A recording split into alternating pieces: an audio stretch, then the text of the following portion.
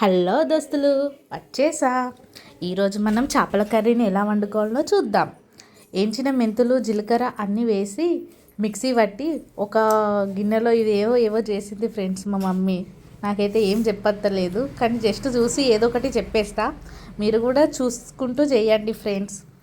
అన్నీ grind పట్టినాక mixie పట్టినాక అంతా paste చేసి నెక్స్ట్గా ఏం చేస్తాడు ఏమో నాకైతే ఏం అర్థమవుతలేదు.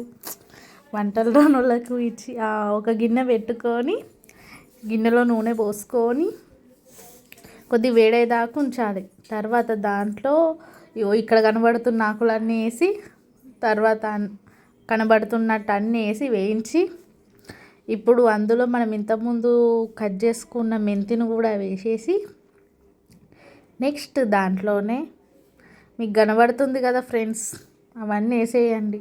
అప్పుడే బాగుంటుంది కర్రీ. ఈ కూరను మా మమ్మీ చేసింది. నాకు తినడం తప్ప వండడం అయితే ఆయనకే రాదు ఫ్రెండ్స్. ఏదో వాయిస్ ఓవర్ ఇవ్వాలని ఇస్తున్నాను. దీన్ని బాగా కలపండి. కలిపినాక ఏదో ఒకటి చెయ్యండి. ఏం చెప్తారు, నాకేం చెప్పాలి ఏం అర్థమవుతలేదు. ఆ పేస్టును కూడా అందులో వేసేసి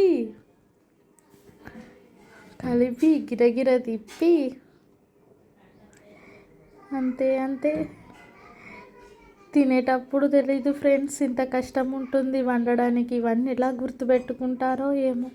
నాకైతే ఇవేం రావు తినడం తప్ప. ఇప్పుడు చేపలని తెచ్చాడు మా డాడీ.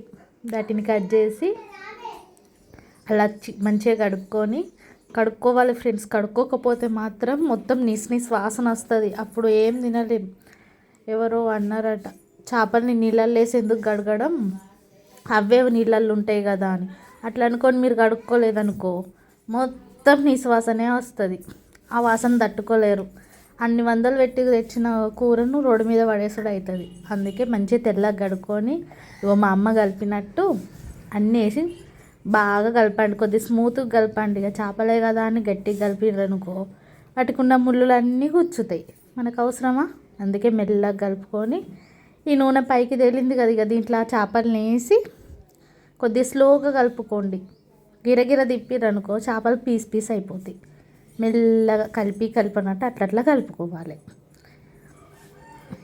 మనం ఇంతసేపు ఏం చేయాలి, దాని మీద మూత పెట్టి కాసేపు అట్లా చూసుకుంటూ ఉండాలి దాని సైడు. ఇప్పుడు నానబెట్టుకున్న చింతపండును దాంట్లో పోసేయాలి. పోసినాక మళ్ళీ కలుపుకోవాలి. మళ్ళీ చెప్తున్నాను ఫ్రెండ్స్, మెల్లగానే కలుపుకోవాలి. గట్టిగా కలిపారనుకో చేపలు పీస్ అయితే తుళ్ళు అవుతాయి. అప్పుడు ముళ్ళు తప్ప పీస్ మనకు దొరకదు ఫ్రెండ్స్. ఇలా చేస్తే కాసేపటికి ఇది మొత్తం చేప మెత్తగా ఉడికిపోతుంది. ఉడికిపోయాక చేపల కూర కంప్లీట్ అవుతుంది. దీన్ని వేడి అన్నంలో వేసుకొని అప్పుడప్పుడే అగడబడ్డట్టు తింటే బాగుండదు ఫ్రెండ్స్. ఆ రోజు ఈవినింగ్ అయినా 1 గంట 2 గంటల తర్వాత అయినా నెక్స్ట్ డే అయినా తింటే సూపర్ ఉంటుంది.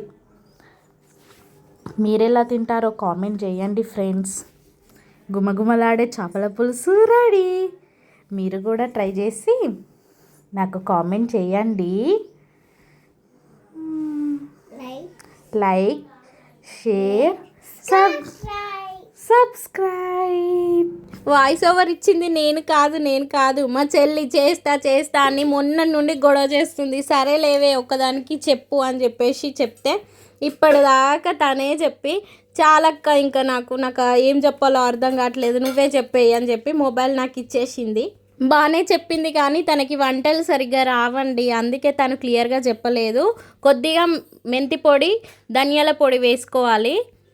కూర మంచిగా మసులుతుంది కదా, ఒక 10 minutes వరకు అలా ఉంచుకోవాలి. ఎక్కువ చికెన్ లాగా మటన్ లాగా బాగా ఉడికించుకోవద్దు. కూర మొత్తం తుక్కు అయిపోద్ది. కలపద్దు ప్రతిసారి. లాస్ట్లో కొంచెం కొత్తిమీర వేసుకొని ఉంటే కొంచెం గరం మసాలా వేసుకోండి.